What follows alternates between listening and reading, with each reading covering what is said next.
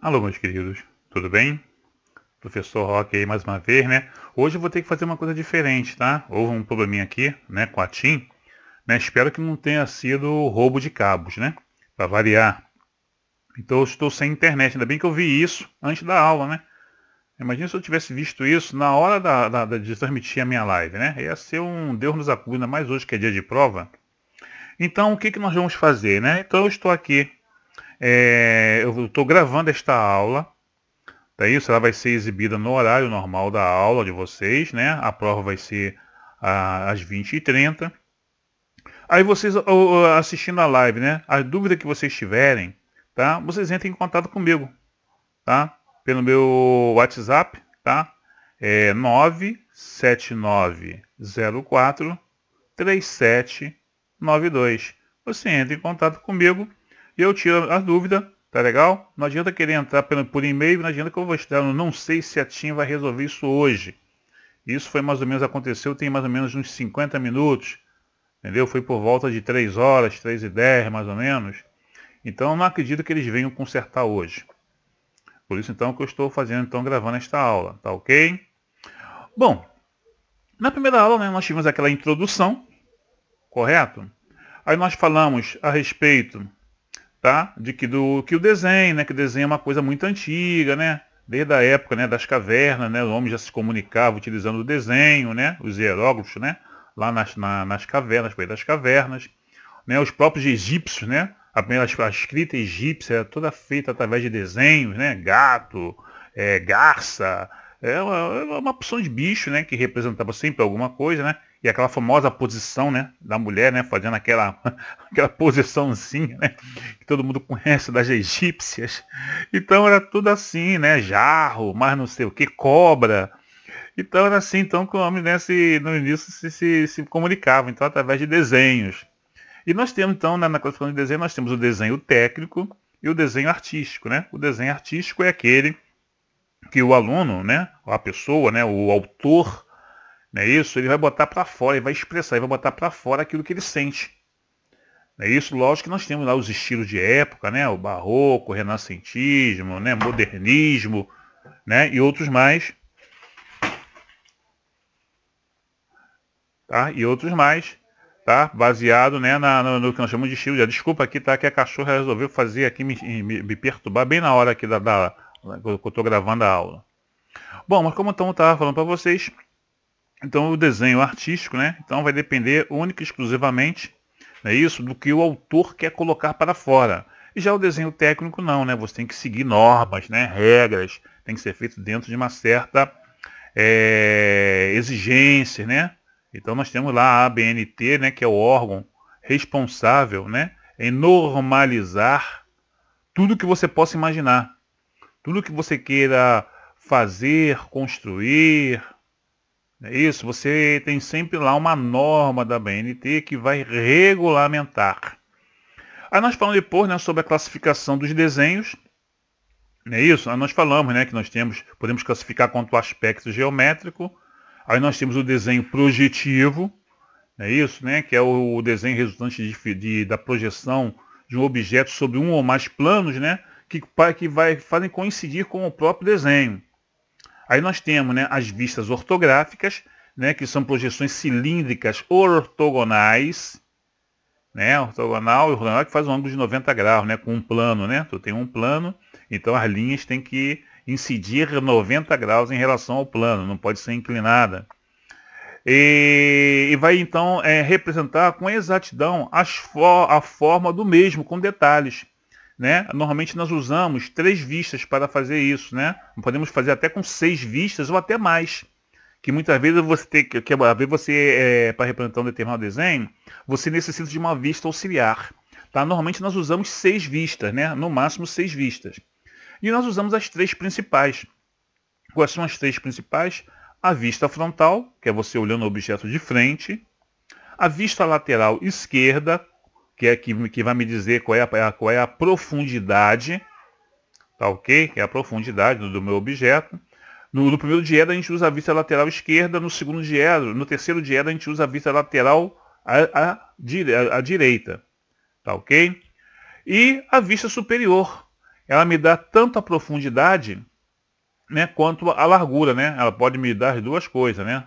A frontal me dá a largura e a altura. A vista lateral me dá a profundidade, pode me dar também a altura, não é isso? E a vista superior, ela me dá a profundidade e a largura da minha figura. Então essa, né? E outro tipo de desenho, né, classificado como geométrico, são as perspectivas, que são resultantes de projeção cilíndrica ou cônica sobre um único plano, com a finalidade de permitir uma percepção mais fácil da forma do objeto. Isto é, você usa um único desenho para fazer a representação gráfica daquele desenho, né? Em um único plano, você com um único desenho, você é capaz de representar, né, a largura, a altura e a profundidade. Tá ok? Depois nós vamos falar um pouquinho mais de perspectiva, que na primeira aula, na primeira, segunda e terceira aula, não chegamos a falar isso, não, mas o negócio é bem rápido, vocês vão entender. Nem vai ser cobrado na prova você fazer uma perspectiva que requer muitos conhecimentos, muitas técnicas. Entendeu? O desenho em 3D, né, que é o desenho de perspectiva, a gente chama de desenho de 3D. Ele é muito cheio de detalhes, de técnicas para você elaborar. Entendeu? Então a gente não vai cobrar isso de vocês, que vocês também não estão fazendo curso para serem desenhistas, né? E sim eletrotécnico, ser técnico em eletrônica, técnico né, em mecatrônica, não é isso? Então não há necessidade, né? Telecom. Bom, e a outra maneira que eu tenho de classificar o meu desenho quanto ao aspecto geométrico, né? São os desenhos não projetivos, né? O desenho não projetivo nada mais é do que todo aquele desenho que você não necessita, né, utilizar projeções. Não é isso? Você não está subordinado a ter que fazer através de projeções. Então aí nós temos, né, uma larga variedade, né? Nós temos, por exemplo, os diagramas, né? Tu tem lá diagrama unifilar, multifilar, né, para quem trabalha com eletrotécnica, né? Quem trabalha com telecom. Nós temos os esquemas, não é isso? Esquema eletrônico, não é isso? Cabeamento estruturado, né? Para quem é de telecomunicações. O esquema, né, de uma placa eletrônica, né? Para quem é de eletrônica, né? O esquema de uma instalação elétrica, né? De um esquema elétrico, né? Para quem é de eletrotécnica, né? Nós temos os ábacos. Ábacos é tipo, né? Uma tabela dizendo, olha, o cabo tal aguenta uma corrente tal, né? Olha lá, vamos supor lá, 1,5 aguenta 17 amperes e meio. É isso. Então ali você tem ali os ábacos. Temos os organogramas, né? Quando você trabalha com a administração de empresa, né? Você trabalha nesta área, você vai fazer o organograma de uma empresa, né? Dizer, né? Ali faz aquele retângulozinho, né? Aqui é o presidente, que aí eu tenho lá o vice-presidente que é subordinado ao presidente, depois eu tenho lá os diretores, né? Diretor administrativo, diretor de RH, diretor de produção, que são subordinados né, ao vice, né, presidente, né? Depois nós temos lá o chefe de seção, depois do chefe de seção nós temos os encarregados, e por último nós, né? Os espiões, né? Nós estamos na base. Não é isso? Então nós temos lá os fluxogramas, né? Quem trabalha com informática, né? Tu vai elaborar um programa, tu tem que fazer um primeiro fluxograma, né? Daquele programa. Você também quem trabalha com mecânica, né? Você tem lá os fluxogramas, né? De uma linha de produção, também você faz lá o fluxograma. Nós temos os gráficos, né? Gráfico de velocidade vezes, né? Pelo tempo, né? Tu tem lá o eixo X, eixo Y. E vai fazer lá um gráfico, né? A curva de resposta de um fusível, né? Em relação à corrente, né? Tempo de resposta em função da corrente que você que ele está passando por ele, né? Então ele vai te dar lá o tempo que ele vai levar para romper. Não é isso? Então nós temos aí diversos tipos, né? Até o talão de cheque, quando você vai preencher, aquele ali é um desenho não projetivo. A ficha de inscrição, quando você, né, fez a inscrição da escola, não é isso? Então você recebeu uma arte final, que eu estava tentando me lembrar esse termo, agora veio na cabeça, é arte final. Então recebe aquela arte final, aquele papel, né? Nome, endereço, e-mail, que nem é o papel, né? Quando você vai fazer o teu relatório, né? Aquela folha de rosto, né? Aquilo também ali é um desenho não projetivo, né? Tá legal? Tu tem ali os espaços onde você vai escrever alguma coisa, você vai desenhar alguma coisa. Tá beleza? Quanto ao grau de elaboração, né, nós temos o esboço, também chamado de croquis, né, que é aquele desenho feito à mão livre, né, sem necessidade de instrumentos. Pode ser feito em qualquer tipo de papel. Normalmente a gente usa isso aí quando você vai fazer o levantamento de elementos existentes. Né, isso aí você faz através desse esboço. Correto? Nós temos o desenho preliminar, não é isso? O desenho preliminar é quando você faz um projeto, não é isso? Mas esse projeto está sujeito a alguma modificação, né? Quando você vai apresentar para o teu cliente ou apresentar lá para o seu chefe, pode ser que no meio, né? Vamos botar aqui mais um ponto de luz, vamos tirar essa porta daqui e botar ali. Vamos fazer, botou aqui uma potência desse amplificador só com 500 watts, vamos botar ele para 700 watts, vamos botar aqui mais algumas etapas de saída, né? Mais alguns transistores na etapa de saída. E está só com 2 entradas, vamos botar ele com 3 entradas. Então, durante, né, a apresentação, pode ser que venha a surgir algumas modificações. Então, tu tem primeiro um desenho preliminar, depois sim é que você vai fazer o desenho definitivo. É isso? E existe também um tal de desenho executivo, né? O desenho definitivo também muita gente chama de desenho executivo. É aquele que você vai executar. Quando a gente trabalha também na parte de edificações, na parte de eletrotécnica, né? Tem aqueles projetos, né? Na parte também de extração de sanitária. Existe o projeto de aprovação, que você vai aprovar na concessionária. Então também existe esse tipo de projeto, mas também é baseado em cima do desenho definitivo. E durante a execução do teu serviço, caso venha a surgir algumas modificações, mesmo depois de aprovado o desenho definitivo, né? Mas na execução venha a surgir algumas modificações, então você tem que fazer depois, registrar isso no desenho definitivo. O nome desse registro, dessas modificações, chama-se as-built, né? É como construído, né? Vem do inglês, né? Como construído. Então chama-se o nome de as-built, né? Nome bonito pra caramba. Quanto ao grau de pormenorização, né, você tem o detalhe, é quando você desenha um componente isolado ou parte de um todo complexo. Né? Por exemplo, eu quero detalhar a cabine de medição, né, onde está lá o meu disjuntor, onde estão lá os meus medidores, né, meu disjuntor geral, os barramentos. Né? Vou fazer lá, vou detalhar a fonte de alimentação do meu equipamento. Tá ok? Ou então você desenha ele todo, né? O conjunto, desenho de conjunto. A planta toda de um pavimento, né? A placa eletrônica, né? O circuito eletrônico todo de um televisor, de um amplificador. Correto? Então, isso é quanto ao grau de pormenorização, né? Nós podemos também classificar o desenho, né, quanto ao material empregado. Você pode fazer desenho a lápis, né? Hoje em dia a gente usa mais a lapiseira. O desenho pode ser feito com tinta. A tinta que a gente usa em desenho técnico é o nanquim, ou pode ser feito também com giz, carvão, né, e outros materiais, mas aí é mais para a área de desenho artístico. Né? Desenho técnico mesmo a gente usa mais o lápis ou então o nanquim. Correto? Nós temos também, quanto à técnica de execução, nós temos o desenho feito à mão livre, é isso, que é utilizada para a elaboração dos esboços ou dos croquis, né? Quando você faz um croquis ou um esboço, né? Você na realidade você está fazendo um desenho à mão livre. Não é isso? Você não está utilizando régua, você não está utilizando esquadro, não está utilizando nenhum tipo de instrumento. Tá ok? E existe o desenho, então, com instrumentos, né? Que aí você vai usar régua, gabarito, esquadro, transferidor, tecnígrafo, régua paralela, régua T, não é isso? Para elaborar o desenho. Só que hoje em dia, né, a gente só usa mesmo mais o desenho à mão livre, né? Quando você vai fazer o levantamento de alguma coisa. E depois, quando você vai fazer o desenho preliminar ou o desenho definitivo, na realidade a gente usa mais o computador. Então nós temos diversos softwares, né, que vão nos ajudar. Eu sempre gosto de frisar isso. Os softwares de desenho não fazem o desenho para você, por você.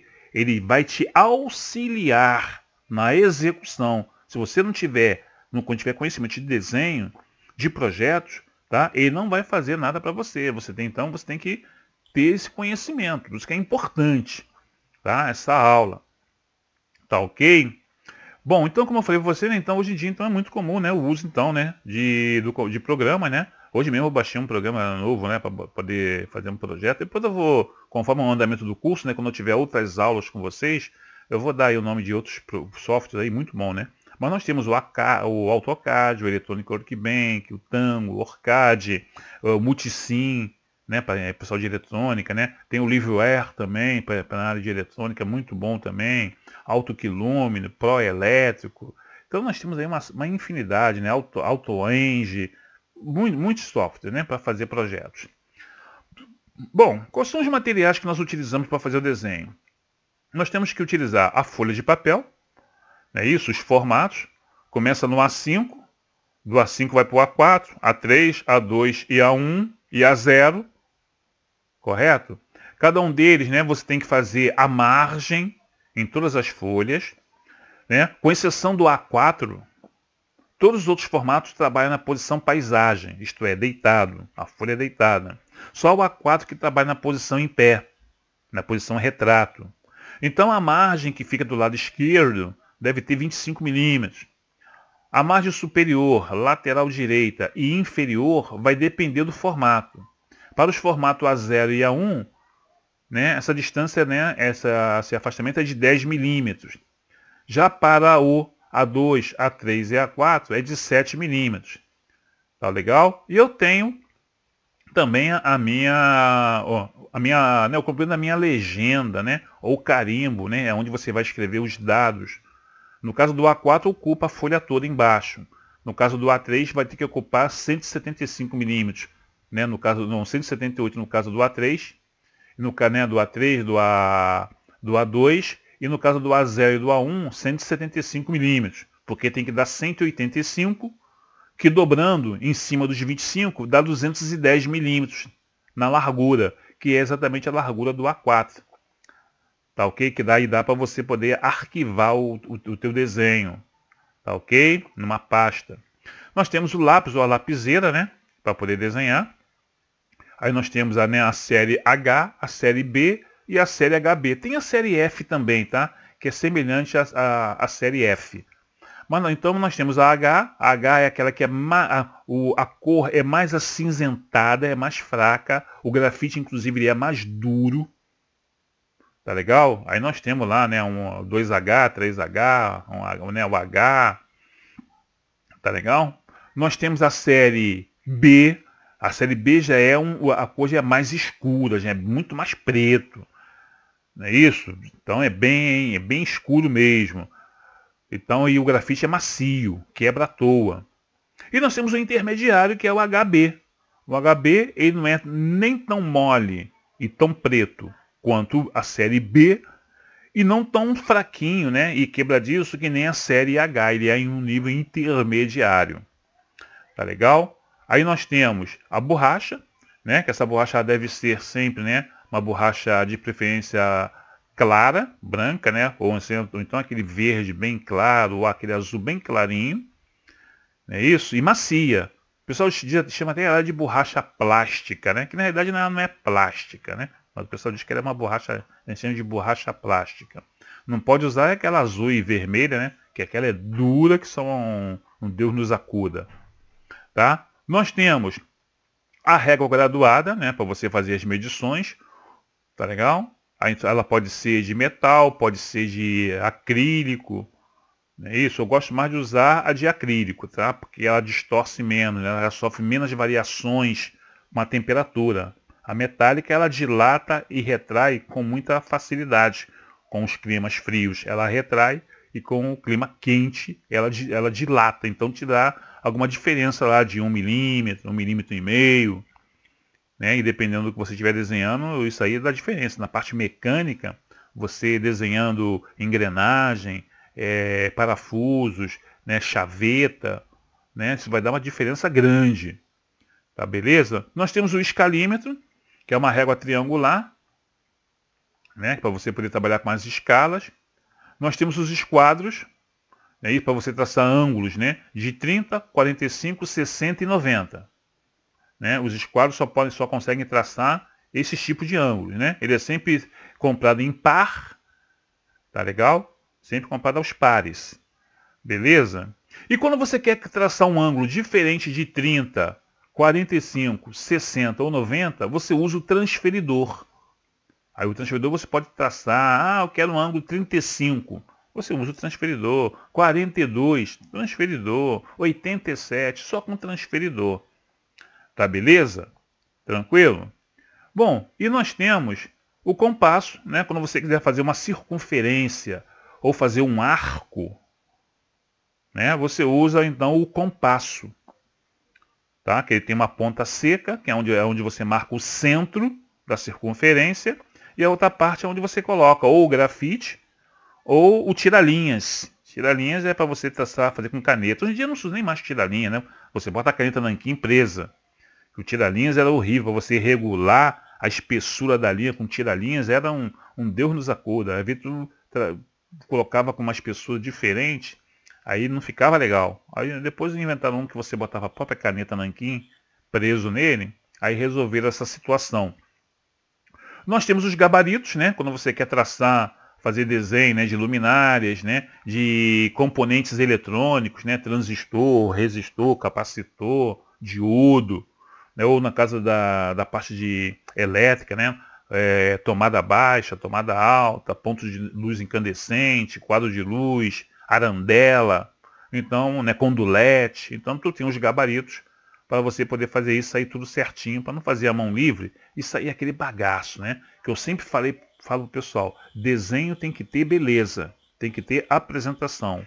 Pode até conter algum tipo de erro, mas se estiver bem apresentado, passa. Entendeu? Passa. Às vezes a pessoa nem repara o erro que está ali, de tão bonito que está, às vezes a pessoa nem repara que está errado alguma coisa. Tá beleza?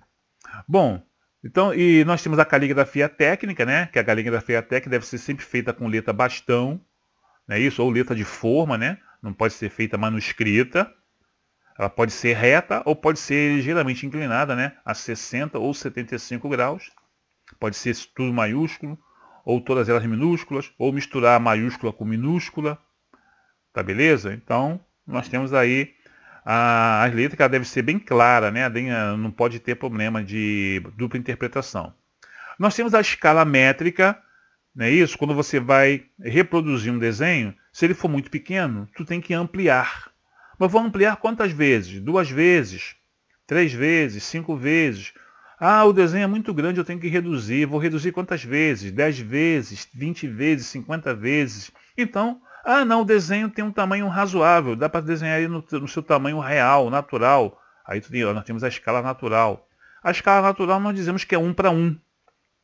O que é 1 para 1? Cada 1 centímetro no papel corresponde a 1 centímetro do objeto real, ou corresponde, né, ou cada 1 centímetro corresponde a 1 metro, ou corresponde a 1 quilômetro, é 1 para 1.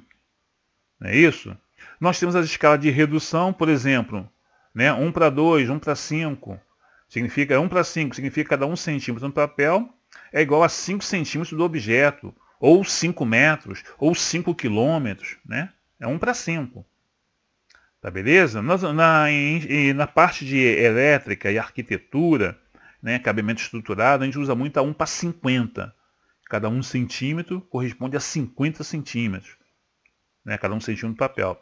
Ou então eu posso fazer a escala de ampliação. Agora eu vou ampliar, vou fazer meu desenho maior. Isto é, no papel, por exemplo, 2 para 1. 2 centímetros no papel corresponde a 1 centímetro do objeto. Né? Ou a 1 milímetro do objeto. Então, por exemplo, na escala 2 para 1, 2 centímetros corresponde a 1 centímetro, significa que o meu desenho no papel vai ficar com o dobro do tamanho. Na escala 5 para 1 vai ficar 5 vezes maior. E assim sucessivamente. Né? A fórmula que a gente usa, né, para trabalhar com escala, né, é essa daí, né, que tá aí, que vocês estão vendo aí. Né? 1 está para E, onde E é a escala que você deseja. Assim como o desenho, que é a medida encontrada no desenho, do papel, está para adesão, que é a medida real. Na realidade, o que você vai fazer? Você vai pegar, na escala de redução, você vai pegar, tá, a medida real em centímetros e dividir pela escala. Se é 10, se é 50, se é 100, né, 1 para 50, 1 para 10, 1 para 20. Você vai dividir. E quando você vai fazer ao contrário, você quer ampliar, você multiplica a medida que você tem no papel, tá legal? No papel, para a medida que você tem lá no seu desenho, né? Da medida real. Tá beleza? Então nós temos aí alguns exemplos, né? Por exemplo, né, 5,30 m na escala 1:50. É 1 vezes 530, que 5,30 m transformando para metros, ou para centímetros, né? Dá 530 centímetros, dividido por 50, que é a escala. Então deu 10,6 centímetros. Então basicamente é assim que nós fazemos. Tá beleza? Depois nós falamos a respeito do carimbo ou legenda, né? Que é aquilo que fica no rodapé da folha. É isso, onde você vai colocar ali o logotipo da empresa, o nome da empresa, e-mail, endereço, telefone, WhatsApp, né, isso, redes sociais. Vai botar tudo ali, vai botar o nome do cliente, vai botar o endereço, né, vai botar o título do desenho, vai botar o número do desenho, que às vezes você tem que fazer um projeto que você vai usar 5, 6, 7 folhas. Eu já fiz trabalhos, tá, que nós tivemos que utilizar 30 folhas para fazer um projeto. Aquela cidade da música, cada pavimento eram 4 desenhos para representar um pavimento.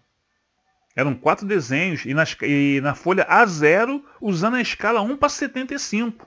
Porque aquilo ali é um mundo, né? Aquilo ali é gigantesco. Então lá nós tivemos que utilizar a escala 1:75, tivemos que utilizar a folha A0 e tivemos que dividir cada pavimento em 4 partes, que não dava para desenhar. Tá? Tudo numa folha só. Senão tinha que usar uma escala 1:200, ninguém ia conseguir enxergar nada. Então, botar o nome de quem fez o desenho, é isso, botar a escala que você está utilizando. Quando você usa várias escalas no desenho, você bota assim, ó, escala indicada. Aí em cada desenho você vai ter a indicação de uma escala diferente. Agora, quando você usa uma escala só para todo o desenho, você bota só a escala no rodapé, na legenda ou no carimbo. E o importante é a data, né? Para não ter o risco do cara pegar um projeto pensando que ele é recente e ele é um projeto antigo. É isso, e já aconteceu, hein? Já aconteceu comigo. Nós temos as linhas, né, que a gente utiliza para desenhar, né? Quando você quer mostrar alguma coisa que você está enxergando, é uma aresta visível. Essa linha tem que ser contínua e larga. Quando você vai utilizar uma linha auxiliar para fazer cota, ou para fazer linha de chamado, para fazer achura, marcar o centro, né, de uma circunferência, você usa uma linha contínua e estreita. Tem aquela linha, né, que ela é contínua, estreita e a mão livre, né, que ela vai indicar interrupção. Né? Você quer indicar, por exemplo, eu quero representar uma rua que ela é muito grande. Eu não vou desenhar a rua toda na folha de papel. Então eu coloco, né, ou uma linha a mão livre, né, assim meia toda um zigue-zague, né, ou assim meia torcidazinha, né, ou fazer tipo um zigue-zague, né, tipo aquele resultado de eletrocardiograma, né, também pode fazer para indicar. Tá legal? Bom, e nós temos a simbologia, né, isso eu expliquei para vocês, né, quando a gente trabalha, né, com qualquer tipo, né, com qualquer área técnica, nós temos os símbolos que vão representar os elementos, né, daquela área que você está utilizando no teu projeto. Então nós temos lá na eletrônica, né, nós temos a simbologia de resistor, bateria, diodo, capacitor, transformador, correto? Transistor. Então nós temos lá as simbologias próprias, tá beleza? Na eletrotécnica também, né, quem trabalha com eletrotécnica, né, nós temos lá, representa lá a tomada baixa, tomada meia altura, interruptor de uma seção, interruptor three-way, interruptor four-way, interruptor com 2 seções, né, ou 3 teclas. Gente, eu não consigo falar rápido 3 teclas, eu tenho que falar devagar, senão eu enrolo muito, trava a minha língua.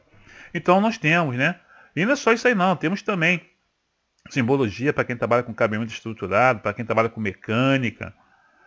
É isso? Então nós temos tudo isso daí. Todas essas simbologias elas são aprovadas, né, pela ABNT e às vezes algumas são das próprias concessionárias, né, de serviços públicos.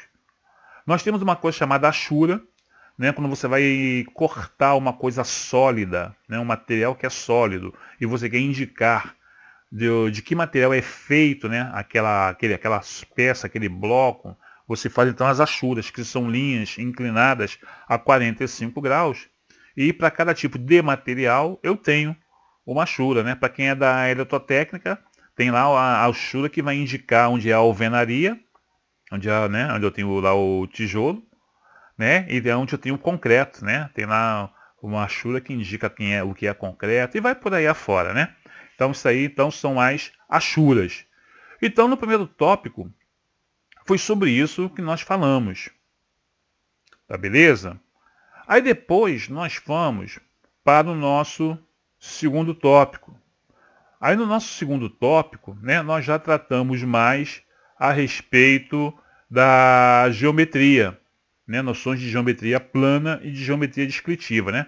Aí eu falei, né, que geometria é uma área da matemática, né? Geo significa terra e metria, medidas, medidas, então são as medidas da terra, né? Quem utilizou muito isso que na antiguidade, né, que usava-se muito na astronomia, né, para fazer, né, nas navegações, né, os grandes navegadores utilizavam muita geometria, né, para poder se locomover. Isso aí vem desde o século VII a.C. Tá legal? Aí nós temos a geometria plana, que é aquela que estuda, né, as formas que não têm volume, aquelas formas que você tem um único plano e você tem aquelas formas ali desenhadas naquele único plano. Aí nós temos, né, o triângulo, os quadriláteros, retângulos, quadrados, circunferências, né? São exemplos de figuras planas, né, que nós chamamos de polígonos. Nós temos a geometria espacial, né, isso, que ela já estuda o quê? Os elementos, né, a geometria no espaço. Né, já os elementos com 3 dimensões. É isso, você vai jogar, né, que nós chamamos que é tipo um prisma, né? O prisma é um exemplo, né, de uma figura geométrica. É isso, né? Então nós vamos estudar os sólidos, nós chamamos de sólidos geométricos. Aí nós temos os cubos, os paralelepípedos, as pirâmides, os troncos, né, os cilindros, as esferas, né, que o pessoal tem medo de chamar de bola, né? Não é bola, é esfera. Né? Esfera é uma coisa que é sólida, né? Bola é oca por dentro. Né? Então não é uma figura sólida. Não é isso? Então é esfera, não é bola. Bola é para ficar jogando, né? Até eu sempre pergunto pro pessoal, quantos lados tem uma bola? Aí todo mundo fica, quantos lados? Tem 2 lados, né? É o lado de dentro e o lado de fora. Então, uma bola tem 2 lados. Bom, e nós temos a geometria analítica, que é aquela que todo mundo detesta. Que vai entender, né, as funções das coordenadas e do plano cartesianos para solucionar problemas matemáticos, né? A calcular a interseção entre planos, a projeção, a verdadeira grandeza, né, o coeficiente angular de uma reta. Pô, o pessoal detesta isso, inclusive eu detesto. Nessa área eu sempre passei raspando. Que é um Deus nos acuda. Ainda bem que nós não vamos estudar geometria analítica, nós vamos ficar só com a plana e com a espacial. Né? Ainda bem, né?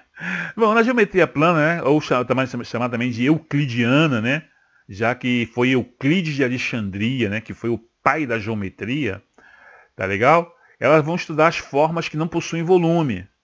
Não é isso? Aí nas formas que não tem volume, nós temos o ponto, que é o, né, que determina uma posição no espaço, é a menor figura geométrica. O ponto, gente, é a menor figura geométrica. Ó, presta bem atenção nas coisas que eu estou falando e que estou dando certa ênfase, que de repente pode estar caindo na prova, hein? Presta bem atenção. Então o ponto é a menor figura geométrica. Nós temos a reta, que pode ser, né, contida como se fosse vários pontos alinhados um ao lado do outro, ou um ponto se deslocando em alta velocidade, vai formar uma reta. E a reta não tem fim e nem início. Ela começa não sei onde e termina em Deus me livre. Quando você quer um pedaço dela, você vai usar o segmento de uma reta, um pedaço dela. Tá ok? O plano, né, que é um conjunto infinito com 2 dimensões, né? Eu tenho largura e altura, né, e comprimento, né? Eu tenho largura e comprimento. E o plano também ele é infinito. Quando você quer usar um pedaço, eu vou usar a folha A4. A folha A4 é um pedaço de um plano. Inclusive quando a gente vai desenhar no AutoCAD, O AutoCAD ele é infinito, você vai desenhar num plano infinito. Aí você, até a primeira parte que você tem que fazer, né, que é o Draw Limits, né, que você vai definir os limites que você vai trabalhar, qual pedaço do plano infinito que você vai trabalhar. Então a primeira coisa que você tem que fazer quando você vai configurar o AutoCAD né, é o Draw Limits, né, é o Tools, depois Draw Limits, definir qual o limite, qual é a área que você vai trabalhar, para depois então você começar a desenhar. Porque você pode desenhar até a Via Láctea na tela do AutoCAD, ela é infinita. Nós temos o triângulo, né, que são figuras que apresentam três lados. Aí nós temos, né, quanto aos lados, né, nós temos os triângulos equiláteros, que apresentam três lados e, consequentemente, também três ângulos iguais, né, três ângulos de 60, já que o somatório dos ângulos internos de um triângulo tem que dar 180, né, nós sabemos disso. Nós temos o escaleno, é isso que tem dois ângulos internos, né, que são diferentes, né, desculpa, onde todos os lados e todos os ângulos internos são diferentes. Então aquele esquadro, né, de 30, 60 e 90, ele é um escaleno. E nós temos os isósceles, né, que apresentam dois lados e dois ângulos internos iguais. Aquele que tem dois de 45 e um de 90, aquele esquadro, seria um triângulo isósceles. E detalhe que quanto aos ângulos, né, nós temos os triângulos acutângulo, quando todos os ângulos são menores do que 90, são agudos. Então o triângulo equilátero, ele, além de ser considerado pelo número de lados de equilátero, quanto aos ângulos, ele é um acutângulo, porque os três ângulos têm menos de 90, são três ângulos de 60. Nós temos o retângulo, onde um deles tem que ser igual a 90 graus. Então, naquele par de esquadros, nós podemos ver que nós temos ali o quê? Tanto o escaleno quanto o isósceles, né, que apresentam ângulos, né, de 90 graus, né, aquele ali, né, ali nós teríamos então um triângulo retângulo. E nós temos o obtusângulo, aquele quando um dos ângulos é maior do que 90. Então ele é um ângulo obtuso, né? Quando ele é menor do que 90, ele é agudo. Quando ele é maior do que 90, ele é obtuso. Nós temos o quadrado, né, que apresenta quatro lados iguais. Temos o retângulo, né, que apresenta quatro lados que nem um quadrado, né, mas eles são iguais 2 a 2. E tem ângulos, né, e os ângulos são iguais, né, 90 graus. Porque no caso do triângulo, do quadrado, do retângulo, né, tem que dar 360 graus. E nós temos outras figuras, né? Nós temos o pentágono, o hexágono, o trapézio. Algumas figuras, né, são chamadas de 3 dimensões, né, são chamadas de sólidos geométricos. Aí nós temos os poliedros, que são as pirâmides, os prismas. Nós temos os corpos redondos, né, que são cones, cilindro, esferas. Né, e são corpos redondos porque, na realidade, é como se você tivesse uma figura plana girando sobre o seu eixo. Por exemplo, se você pegar um triângulo, achar o eixo dele e girar o triângulo em torno do seu eixo, ele vira o quê? Ele vira um cone. Se você pegar um retângulo, não é isso? E girar em torno do seu eixo, ele vira um cilindro. Se você pegar um círculo, achar o seu centro, né? O seu eixo, e girar ele em alta velocidade, ele vira uma esfera. Então, por isso que estão chamados de corpos redondos. E depois nós falamos então sobre geometria descritiva, né? Nós podemos então dividir uma circunferência em 4 partes. Não é isso? Cada parte dessa é chamada então que nós chamamos de diedro. Né? Então nós temos o primeiro diedro, que é chamado de quadrante, né? Quando você pega a circunferência e divide em 4 partes, é quadrante. Primeiro quadrante, segundo, terceiro e quarto. Quando você transforma, né, cada quadrante desse em planos, aí você vai ter o primeiro diedro, que é onde está o primeiro quadrante, segundo diedro, onde está o segundo quadrante, terceiro diedro, onde está o terceiro quadrante, e quarto diedro, onde está o quarto quadrante. Né? Nós utilizamos, né, para desenhar, né, o primeiro e o terceiro diedro. Né? Na parte da ABNT, usamos mais, né, o primeiro diedro, que é o caso aqui do Brasil. Quando você trabalha com alguma empresa multinacional, usa-se muito o terceiro diedro. Então tem que tomar muito cuidado com isso.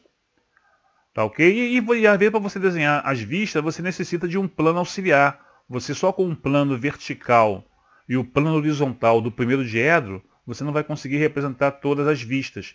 Então você necessita de um plano auxiliar. Esse plano auxiliar, então, né, pode ser o lateral esquerdo ou o lateral direito. Tá ok?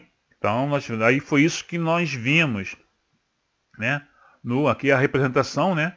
No primeiro diedro, né? Daquele, até eu brinquei com vocês, né? Ah, não parece aquele jipinho, o Vitara, né? Não parece o Vitara? Ah lá, agora como é que ficam as projeções dele? Projeção frontal, projeção horizontal, né? Que é a parte superior, e a lateral esquerda, né? Que é o plano auxiliar. Então são as três vistas, né? Que nós fizemos no nosso primeiro relatório. Né? Aquele nosso primeiro relatório foi baseado, então, nisso daí, né? Só as medidas que estão diferentes, né? Lógico, né? As proporcionalidades. Tá beleza? A vista frontal também é chamada de elevação e a vista superior, né, ela é chamada de planta. Tá beleza? Então foi isso que nós vimos no nosso terceiro, no nosso segundo tópico. Tá legal? Foi isso que foi visto, tá? Eu infelizmente não posso agora perguntar. Quem tem alguma pergunta para fazer? Eu nem tenho como fazer isso, né? Porque nós não estamos ao vivo, né? Mas aquele lance, né? Quem tiver que fazer alguma pergunta, tá ok? Basta fazer. Tá legal? Eu já passei o número do meu telefone, né? Do meu zap.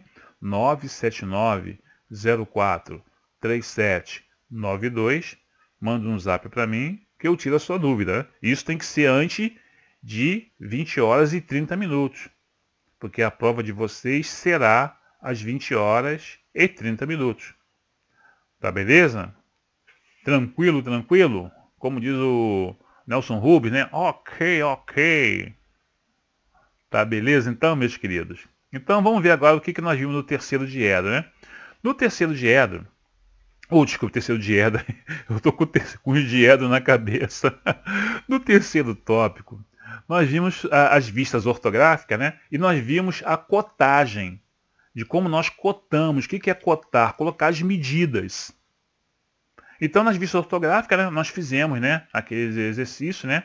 Tivemos um sólido geométrico e em cima desse sólido geométrico, né, que é aquele mesmo do que nós vimos, até eu botar aqui, né, no desenho aí, é o mesmo, né, que nós fizemos.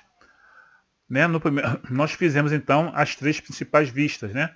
A vista frontal, a vista lateral esquerda e a vista superior. Correto? Então a amarelinha aí, né, é a vista frontal. A verde, né, que está em dois tons, né, um verde mais claro, né, um verde mais forte um pouquinho, né, é a vista superior. É isso, até se fosse aquele o Vitara, né, o verde mais clarinho seria o teto e o verde um pouquinho mais escuro seria o capô. E a vista lateral esquerda, não é isso? Que é a parte azul, né, com esses dois tons de azul.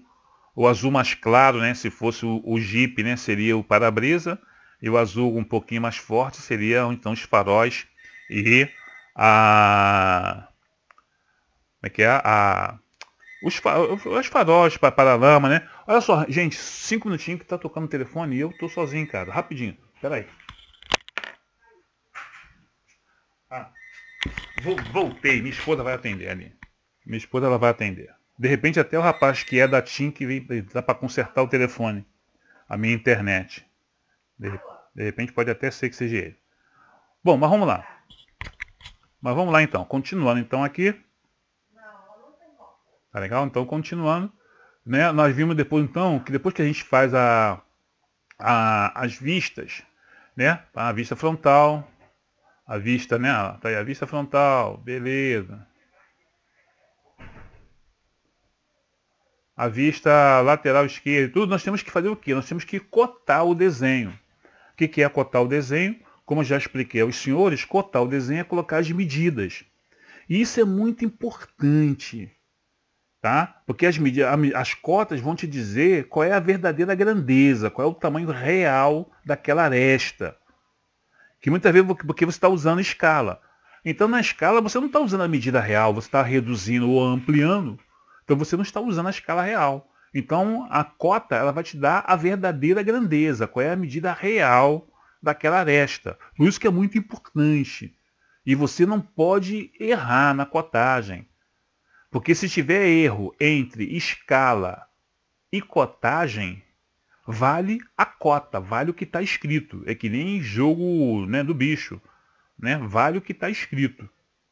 Tá beleza?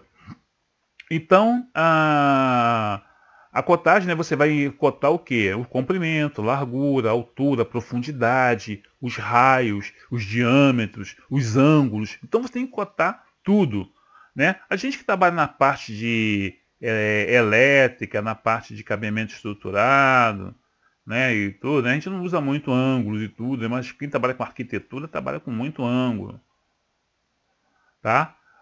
As cotas, né, elas são compostas, né, através da linha de chamada ou linha de extensão. É aquela que ela é perpendicular à linha que você vai cotar. Então ela tem que ser perpendicular, sempre fica nas extremidades. E ela tem que ultrapassar 3 milímetros a linha de cota. Tá beleza? E a linha de extensão ou linha de chamada não pode tocar no objeto que você está botando as medidas, senão você pode confundir a linha de cota com uma linha do objeto. Então ela tem que estar afastada no mínimo 1 milímetro. Também não pode ser também muito afastada, botar 2 centímetros distante, que aí o cara se perde, né? Mas 1 milímetro, 2 milímetros afastado já é o ideal. Tá tranquilo? Nós temos então a linha de cota, né, que ela é paralela, né, à aresta que você está cotando, não é isso? É o elemento que você está botando a sua dimensão. E nós temos a finalização, né? Nas extremidades da linha de cota, você tem que botar ali ou uma setinha, ou uma circunferência cheia, ou linhas, né, traços inclinados a 45 graus, que a gente usa isso muito em arquitetura, né, em desenho técnico a gente usa mais as setinhas. Então tem aí exemplo aí, né, de cotagem, né, como é que você cota, né, a linha, né, na horizontal, na vertical, não esquecendo, né, que na horizontal, né, a cota sempre tem que estar acima da linha de cota, né, não é para dentro ou para fora do desenho, não, é acima da linha de cota. Quando você está cotando embaixo, ela vai ficar para dentro, né, na direção interna do desenho. E se você estiver cotando em cima, ela fica para fora, mas não quer dizer isso não.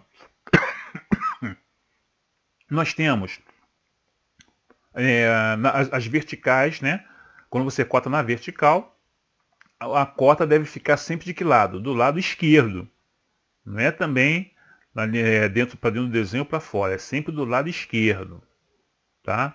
Aí está mostrando aí como é que se cota raio, como é que se cota diâmetro. Tá legal? Sempre que possível, evite de cotar dentro do desenho. Sempre que possível, evite. Procure cotar sempre mais para fora. Se for inevitável, aí sim você cota dentro do desenho. Mas sempre deve se evitar de cotar dentro do desenho. E uma outra coisa também que me sempre falam aí também, diz o seguinte, né?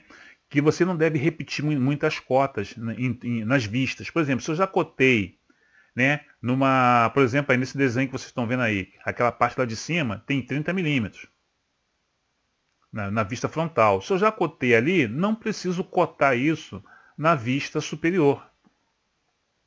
Não há necessidade. Se eu já botei aqueles 30 milímetros, né, de altura, né, naquela parte da frente, ali do lado esquerdo, eu não preciso colocar isso na vista lateral. Então, eles pedem sempre para você evitar de repetir. Embora eu tive um professor que ele já falava o contrário. Não, pode repetir sim. Quanto mais que você colocar, melhor. Que nem tudo que abunda prejudica, né? A bunda que eu estou falando é que as coisas que nós temos em abundância, né? Então ele fala muito isso. Entendeu?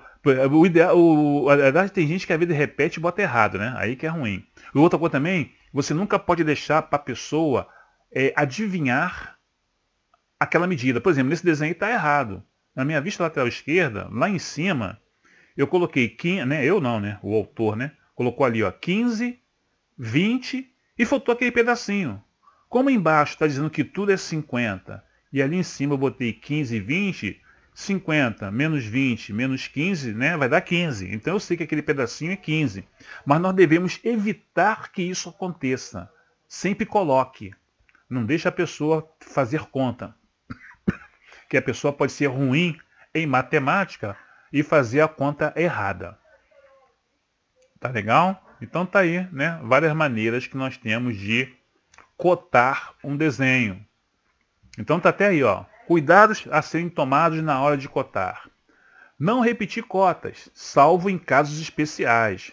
Né? Meu professor, tudo para ele era especial, que ele mandava cotar tudo. Mandava repetir. Não utilizar qualquer linha do desenho como cota. Evitar. Embora para desenho mecânico, né, quando você vai fazer desenho de estrutura metálica, a gente bota a cota em cima da linha da própria estrutura. Mas isso aí é um caso especial. É só quando você faz desenho de estrutura metálica. Mas fora isso, você deve evitar de usar a linha do desenho como linha de cota. Tá beleza? Evitar que uma linha de que a linha de corte, né? Como é que é? Evitar que uma linha, ali é que uma linha, tá, que saiu junto ali, uma linha de cota, corte uma linha auxiliar. Então, se você tem uma linha auxiliar subindo, né? A linha de cota não pode cortar ela. Você sempre deve fazer de uma tal maneira que a linha auxiliar esteja para fora da linha de cota, né? Ela não deve haver a interseção entre elas. Tá ok? Evitar que as pessoas que leem o desenho tenham que fazer soma ou subtração para achar uma cota oculta. Ou obter a dimensão total. Foi o que eu acabei de falar, né? Quer ver, tem gente que é ruim de conta, de matemática. Não se cota as arestas invisíveis, né? Aquelas linhas tracejadas, né? Que correspondem a alguma coisa que eu sei que ela existe, mas eu não estou vendo. Essas arestas devem ser evitadas de você colocar cotas nelas. Você vai ver uma das vistas aonde ela vai aparecer. E você coloca naquela vista. Tá ok? E evitar também de cotar dentro de áreas achuradas. Senão a pessoa não vai entender. Apesar, né? É tudo aquele, né? Sempre tem as exceções, né? Tudo, cara. Todas as regras, todas as normas, elas sempre possuem as exceções. A gente quando faz, por exemplo, uma planta, né? Hoje mesmo eu fiz isso, tá? Eu fiz ali estou fazendo um pedido na Light de um aumento de carga e no formulário, né, que chama de kit técnico que você tem que preencher, ali você tem que fazer um croquis, né, de localização. Mostrar, né, onde está o terreno, onde está o medidor, qual o poste mais perto, a numeração dos vizinhos dos lados. Você tem que colocar isso. Entendeu? Você tem que colocar isso daí. Tá beleza? Então, o que aconteceu? A gente tem que achurar o terreno aonde vai ser feito o serviço, tá? E neste caso aí, eu tive que colocar a cota, né? Nem foi nem cota, eu tive que botar o nome, né? O número do imóvel dentro da área achurada. Ali eu fui obrigado. Tá legal? Só rapidinho, só vou falar um negócio aqui que eu vou tirar uma dúvida aqui. Pera aí. Tem que desligar o Wi-Fi. Tem que desligar o Wi-Fi dela para ficar com a rede. Para fazer a rede. Pois é, estou pensando aqui que eu estou falando ali, eu vejo aqui na minha mão. Não tem nem que não, aí eu vejo. Exatamente. Tem que desligar o Wi-Fi. Aí, tá vendo aí? Beleza.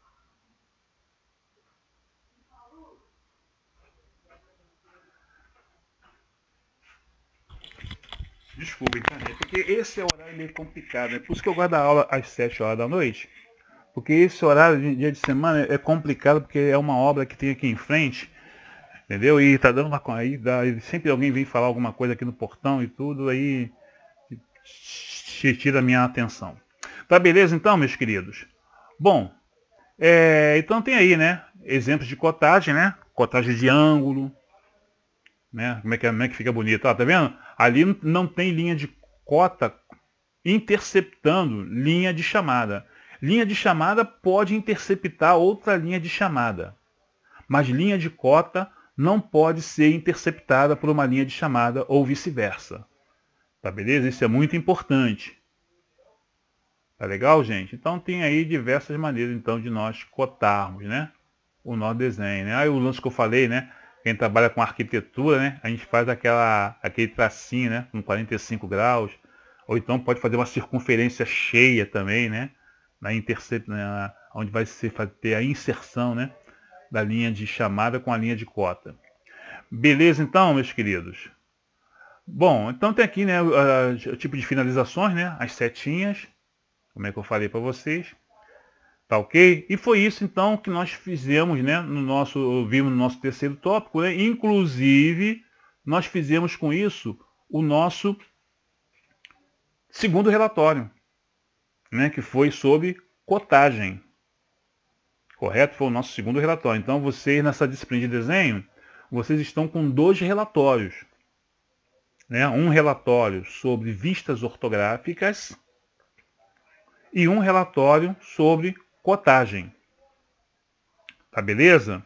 Então, e eu explicando mais uma vez, tem gente que me pergunta, eu explico, mas tem gente que a vida tá meio, na hora que a aula é à noite, aí tem gente que fica cochilando, aí cochilou o cachimbo cai, né? Então tem gente que me perguntou assim, ô professor Roque, eu tenho que entregar para o senhor o desenho, não sei o quê. Não, não, você não tem que me entregar o desenho, não. Vocês vão fazer o desenho, os 2 desenhos, né, o de vistas ortográficas e o de cotagem, vão anexar aos respectivos relatórios. E esse relatório com esse desenho vão ser anexados ao TCC. Não tem que entregar para o professor, não está valendo nota, o professor não vai dar nota para você em cima disso, nada disso. Você vai ter que apresentar isso, anexar ao seu relatório, tá beleza? Para poder então você depois passar, né, anexar ao teu TCC, tá beleza? Então, gente, então é isso daí que nós vimos então a explicação que eu tenho que dar sobre isso. Também desculpa aí que eu estou falando e estou sem beber um golinho d'água e eu estou com o ventilador desligado para não fazer barulho. E uma coisa que vocês não viram comigo, né? Porque nós tivemos aquele probleminha que vocês tiveram um problema na primeira aula. Eu peguei vocês só 3 aulas. Então não deu tempo de eu comentar com vocês a respeito de perspectiva. Você não vou ter que fazer nenhuma perspectiva na prova, nem nada. Mas vocês vão ter que conhecer o que é a perspectiva, né? Também muito conhecido como desenho 3D, né? É o desenho tridimensional, o desenho com 3 dimensões. Tá legal? O que significa isso? Né? O que é isso? O que é a perspectiva? Deixa eu só dar uma olhadinha aqui rapidinho. Tá, 57. Ih, nós temos bastante tempo aqui. Então, veja bem. Esse veja bem não pode faltar, né? É o famoso professor veja bem. Professor veja bem. Então, vamos lá, veja bem. O que é a perspectiva? A perspectiva, né? Ou perspectiva, né? Ou perspectiva, né? O nome certo é perspectiva, né? Mas pode também falar perspectiva. Eu acho feio, né? Falar isso, acho que dá mais trabalho falar perspectiva. Acho que perspectiva fica mais fácil de falar. É um campo que estuda do estudo da geometria espacial e da geometria projetiva, né? As suas aplicações, elas são muito utilizadas na aplicação da arte, da arquitetura, do designer, né? Da engenharia e etc. Né? Por exemplo, o arquiteto, né? Ou então o designer de interiores, né? Vai fazer a perspectiva, né? Da interior, né? De uma sala, né? Como é que vai ficar lá a mesa de jantar, como é que vai ficar o lustre, né? Como é que vai ficar lá o aparador, o buffet, né? O sofá, onde vai ficar o rack, né? Com os equipamentos, né? Na cozinha, onde vai ficar a ilha, né? Onde vai ficar a pia, né? Os eletrodomésticos, né? Então você vai fazer aqui uma ideia, né? Como se fosse estivesse batendo uma foto do ambiente, só que você está fazendo isso através de desenho, né? Porque às vezes nem está pronto, né? Às vezes é um projeto que você está fazendo, né? E você já quer demonstrar como é que vai ficar, né? Aquilo dali. Eu já falei para vocês, né? Eu sou formado também em design de interiores, que na minha época chamava-se decorador. Então eu também sou decorador, mas eu não fiz o curso de decoração. Hoje em dia é a nível de 3º grau, né? Hoje em dia é a nível de faculdade, mas na época que eu fiz ainda era chamado de curso de qualificação. Aí eu fiz até no Senac. Né? Inclusive hoje no Senac isso é uma faculdade. Né? Hoje é a nível de 3º grau. O design de interiores. Né? Deixou de ser chamado de decorador e passou a ser chamado de design de interiores. né? Que nem design de sobrancelha. Ah, não, eu sou design de unha, não sou manicure, né? Eu sou design de unha, não, eu sou design de sobrancelha. Não, eu não sou barbeiro, eu sou designer de cabelo. Então hoje em dia o cara que é especialista em alguma coisa, né? Ele se diz que ele é o designer, né? Ele cria modas, né? Que ele cria estilos, né? Então nós dizemos que o cara é um designer. Então eu não aprendi com essa finalidade não. Eu entendi pelo seguinte, você que não vai fazer um projeto de instalação elétrica, por exemplo, né, um projeto de cabeamento estruturado, você tem que ter uma coisa chamada layout. O que é o layout? Layout é a distribuição dos móveis e equipamentos dentro do ambiente. Porque você, com esse layout, você sabe aonde você tem que botar tomada, aonde você tem que botar ponto de rede, aonde você tem que botar ponto de telefone, aonde você vai botar ponto de câmera. Tudo vai depender desse layout. Para evitar aquele probleminha, né? Tu faz, por exemplo, tu tem uma parede gigantesca na sala. Pô, parede grande na sala está pedindo para botar o home theater. E ali no home theater, o que você tem? Tu tem a TV, tu tem o telefone sem fio, tem receptor da operadora de TV a cabo, tem lá o teu equipamento, né, de som. Então tu precisa de pelo menos 4 tomadas. Aí o cara vai botar uma tomada só. Aí das duas uma, né? Ou você vai ter que quebrar a parede para botar 2 tomadas duplas para você poder ficar com 4 tomadas. Ou então você vai ter que botar o quê? Botar um Benjamin ou botar aquela régua. Se você botar aquela régua, o pessoal chama de régua estabilizada, menos mal. Pior quando você bota Benjamin. Eu já vi a gente aí no Mercadão de Madureira, antes de pegar fogo, uma vez eu fui numa loja, eu fiquei com medo. Eu vi Benjamin colocado em outro Benjamin. Um Benjamin no outro. Porque o cara queria 5 tomadas. O cara, em vez de comprar uma régua com 5 tomadas, o cara botou semente um Benjamin no outro, 2 Benjamins. Um Benjamin beijando o outro. Acho que foi por isso até que pegou fogo o Mercadão. Acho que era de tanto gato que tinha naquela instalação elétrica ali. Eu acho que pegou fogo foi por causa disso. Tanto material inflamável e a instalação elétrica é desse jeito. Então, gente, então o que aconteceu? Ou então você tem a cama, você bota a tomada, em vez de você botar 2 tomadas, uma de cada lado da cama, para botar o criado mútuo e o abajur, não tem. Aí tem que estar puxando botando aquela extensãozinha, né? Ou você usa aquele sistema X, ou tem que botar aquele asa de mosca, né? Aquele preguinhozinho, né? Para segurar o fio, fica um negócio ridículo. Então, se você tiver o layout, você vai evitar isso.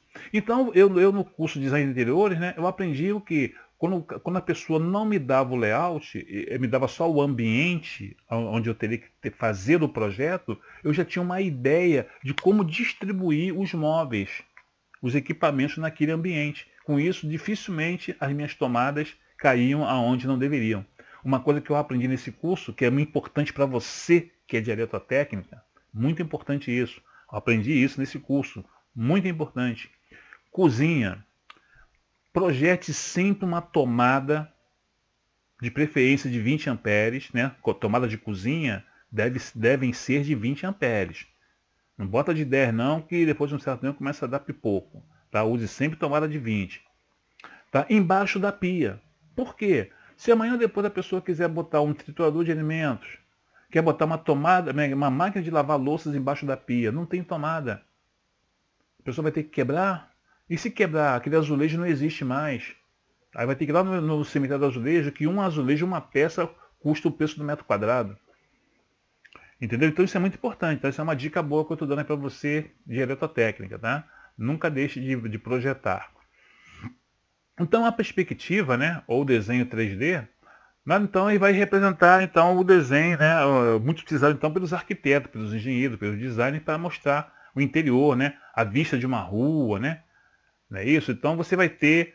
Só o único problema da perspectiva, né? Como ela representa a nossa visão, ela tem distorções.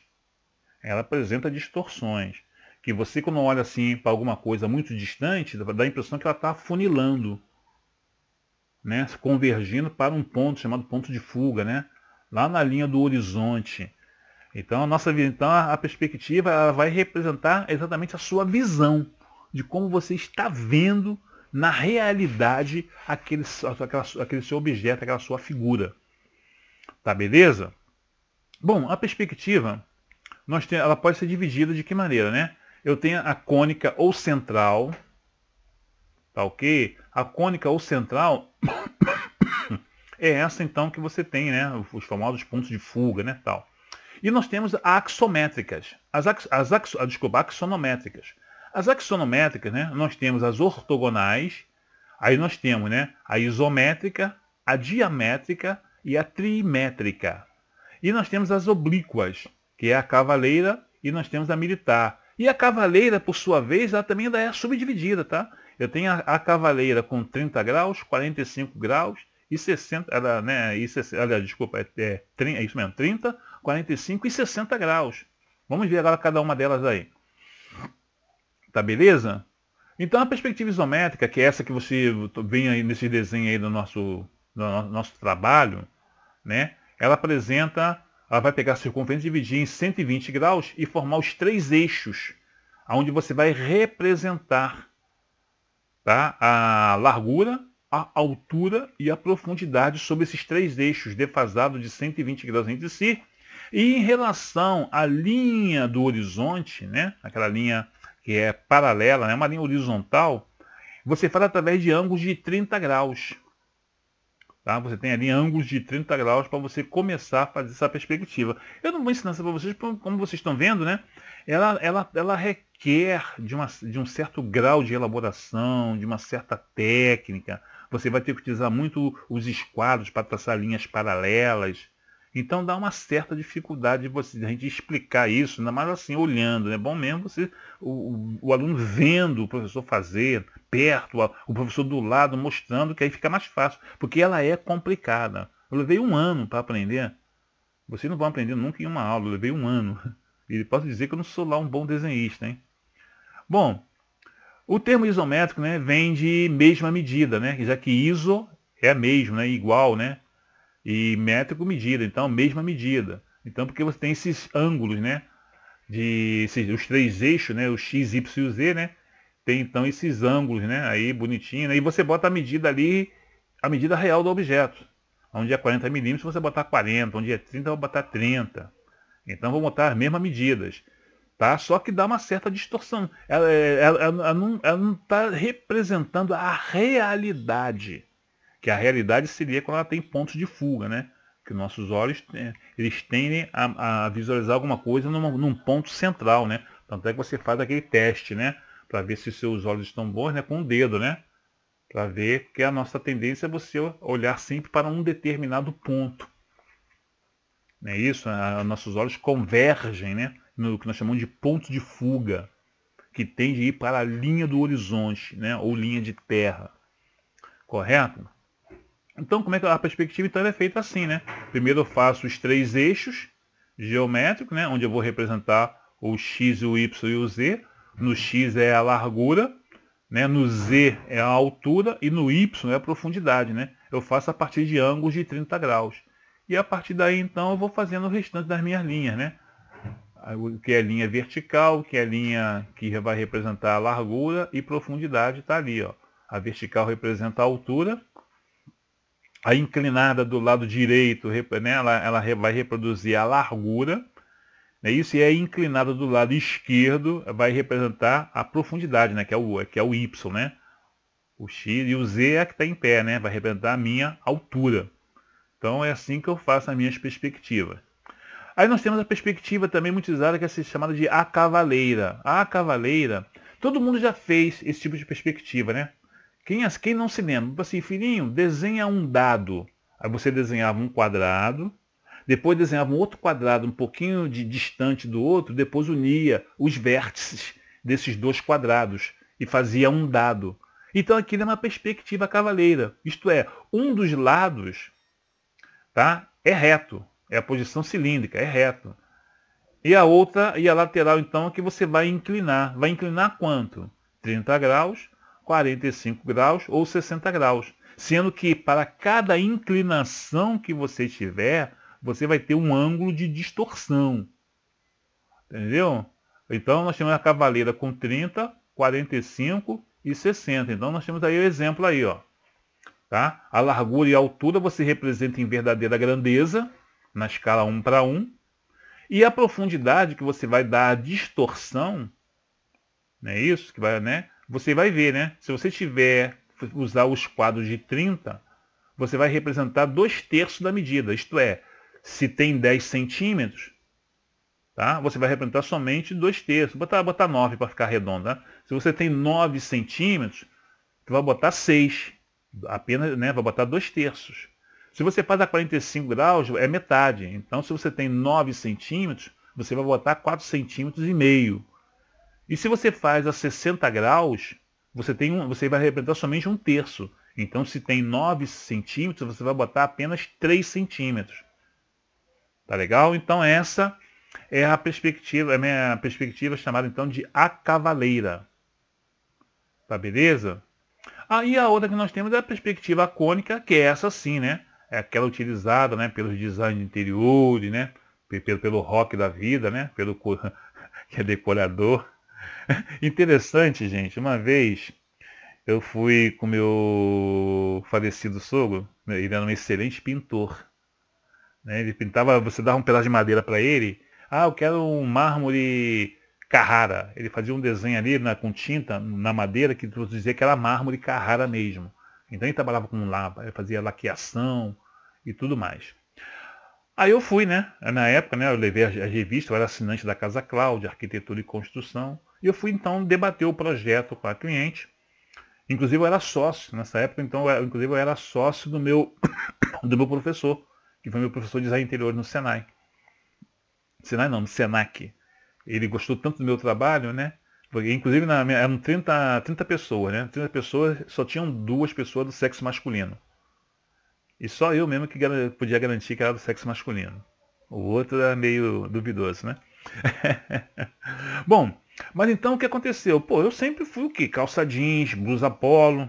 Sempre fui vestido assim, tênis, sandália, tá? Com a sandália tipo de cangaceiro. Pô, então quando o cara fala de design de interior, né, ainda mais na época era decorador, o que, que o cara espera? Vem um cara de melicinha, calcinha apertada, camisa baby look, boina.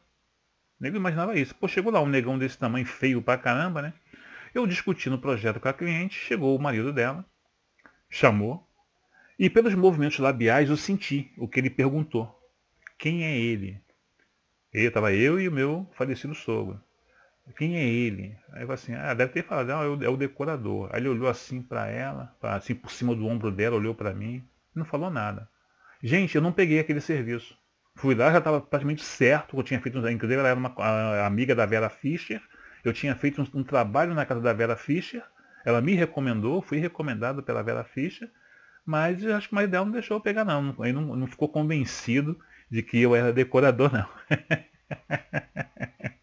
Eu acho que o decorador vai cuidar de cortina, de edredom. Não, não é isso não. O decorador também cuida da parte de instalações, tá? Botar os pontos no lugar certo. Rapaz, eu tenho tanta história. Inclusive eu tenho um canal, fora do meu canal, né, técnico que eu tenho no YouTube, chamado Professor Veja Bem. Tá? Vocês vão lá no YouTube, botem lá Professor Veja Bem. É o canal do rock, né, da parte técnica.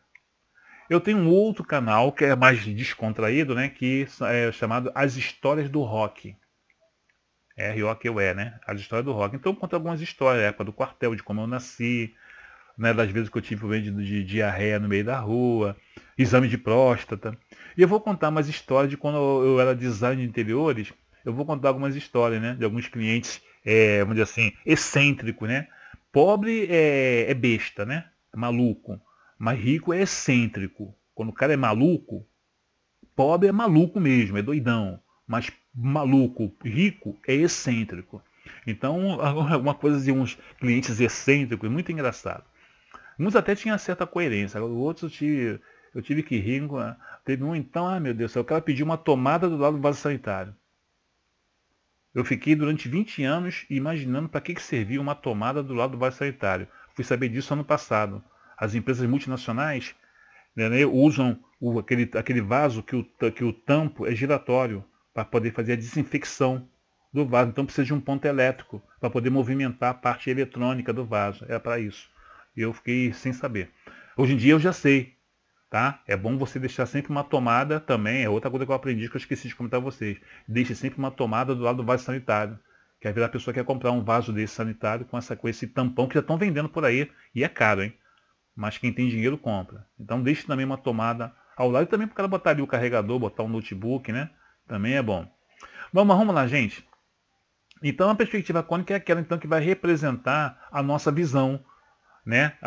Então você pode usar o que nós chamamos de ponto de fuga. Aí ela pode ter 1, 2 ou 3 pontos de fuga. Né? Aqui eu vou botar aqui uns exemplos para vocês, né? Por exemplo, aqui, ó. Aqui eu estou representando a fachada de um prédio, na lateral. Estou usando um único ponto de fuga, né? Eu tenho a linha do horizonte, que seria a linha dos meus olhos. Né? Aqui na frente eu estou vendo normal, mas a parte que está indo para os fundos, né? Eu vejo o quê? Tendendo a ir diminuindo. É que nem assim, tenta você andar na linha do trem. Você vai ver que a linha do trem aqui perto de você tem uma largura, e conforme ela vai, você vai olhando para frente, parece que a linha do trem está se encostando uma na outra. Né? Está tendendo a encostar uma na outra. Então subindo uma escada, né? Também você tem essa sensação quando a escada é muito longa. Então nós temos, né? Então a perspectiva, né? Cônica com um ponto de fuga. Temos com 2 pontos de fuga, né? Aqui também eu estou representando a fachada, estou na esquina de uma rua e eu estou olhando para as duas ruas, né? Então eu estou vendo desse jeito assim, ó, né? Dando essa afunilada, né? Dá uma olhadinha no Google, né? Quando você digita um endereço no Google, né? E você quer ver como é que é fisicamente o local onde você vai, tu pode ver que lá também tu vai ver isso, né? Que no próprio Google tu vê que vai afunilando, né? Então tá aí, tá? Com 2 pontos de fuga. Né? Não esquecendo sempre, né, que a altura da pessoa é onde está a linha do horizonte ou linha de terra. Tá beleza? E nós temos também com 3 pontos de fuga. Com 3 pontos de fuga, quando você, além de estar inclinado, tu está olhando, por exemplo, por cima também. Ó. Ali eu estou olhando por cima, estou vendo afunilar por cima, né? Agora a minha linha do horizonte, né, não está dentro do objeto, está fora. Está num ponto mais fora. Então, na realidade, agora eu vou ter o quê? 3 pontos de fuga. Né? Pode ser assim desse jeito. Ou pode ser também assim, ó. Desse jeito assim, ó. Por sinal até fica feio pra caramba, né? Aí é um prédio, né? Olhando por cima, né? Aí ele ficou até feio, né? Mas aí eu estou fazendo aí um desenho, então, com 3 pontos de fuga. Mas vocês veem mais por aí, é com 1 ponto de fuga e com 2 pontos de fuga. E como sempre, né, ao final de cada tópico, né, o professor, veja bem, ele sempre deixa alguns links para você ter acesso a vídeo do YouTube explicando, né, como é que você faz então essas perspectivas. Então quem quiser depois, mais tarde, né, dar uma olhadinha, vocês podem fazer isso numa boa. Tá beleza? Bom, então gente, olha só. Daqui a pouquinho vocês irão fazer a prova. Tá? Daqui a mais uns minutinhos, né? Se vocês começarem realmente às 7 horas, daqui a 13 minutos, né? Mais ou menos, 12 minutos. Vocês irão fazer a prova. Como vocês já sabem, né? A presença de vocês nas lives, tá? Elas estão valendo, né, 2 pontos, né? São 20 pontos, 5 pontos cada aula.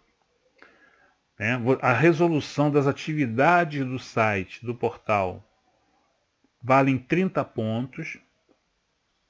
Tá beleza? Você tem dá 7,5 pontos, né? Cada tópico, de cada tópico, são 4 tópicos, são 4 atividades. E a prova está valendo de 0 a 50 pontos. Se você veio a todas as lives, acertou todas as questões, já ganhou 5. Né, já ganhou 50 pontos. Como a média é 60 pontos, basta você tirar 10. Tirou 10 pontos na prova, passou. Mas você não vai fazer a prova com essa finalidade. Você vai fazer a prova para tirar 50. Que é para tu ficar com 100 na média. Porque isso é muito importante, tá? Para o seu currículo, tá? A média que você tira nas provas, ela é de muita importância. Que vai mostrar qual foi o seu rendimento. tá? Tá mostrando o seu rendimento nas aulas, né? Nas disciplinas, principalmente nas disciplinas da área técnica. Então é muito importante a gente sempre passar, porque se você estiver disputando vaga com uma outra pessoa, só tem uma vaga para você e outra pessoa, eles vão olhar o currículo. Tá legal? Vão olhar o currículo. Aí vamos ver, bom, nas médias, quem é que tem as maiores médias? Principalmente nessas matérias da área técnica. Eles vão sempre botar aquele que teve as maiores médias. Não é isso? Então, por isso que é muito importante você sempre procurar passar, tá, com uma média bem alta, porque vai pesar no seu currículo. É muito importante. Tá legal? Bom, e como eu falei para vocês, né, não esqueçam, tá, de você elaborar os dois relatórios, aqueles desenhos que nós fizemos para anexar. Isso aí depois vai para o teu TCC, que lá no TCC vocês vão ter que ter pelo menos 20 relatórios para vocês anexarem ao TCC.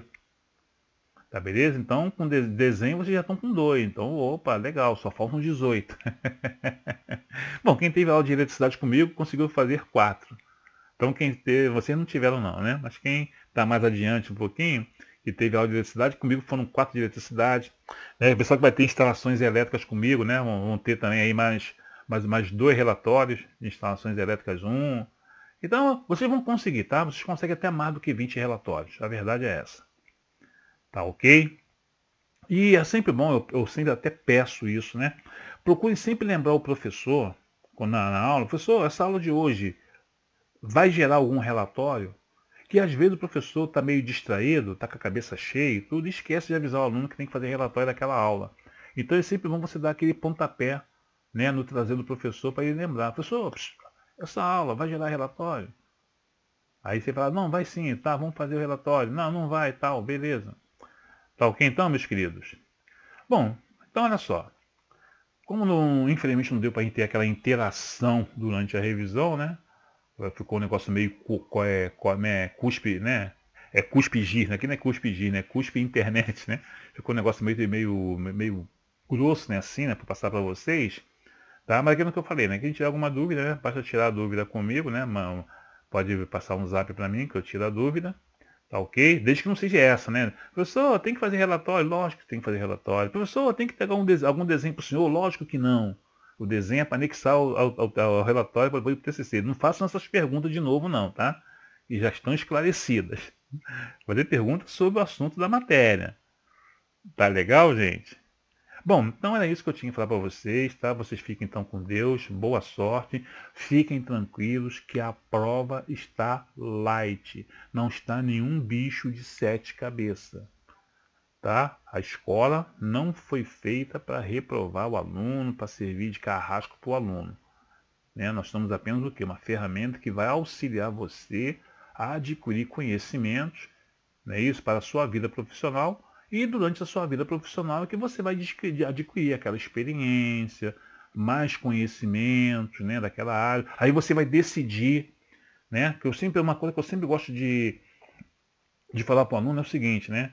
É que nem na medicina, que nem no direito, né? Você quando sai da faculdade de direito, por exemplo, né? Você não vai ser advogado. Você vai ser bacharel em direito.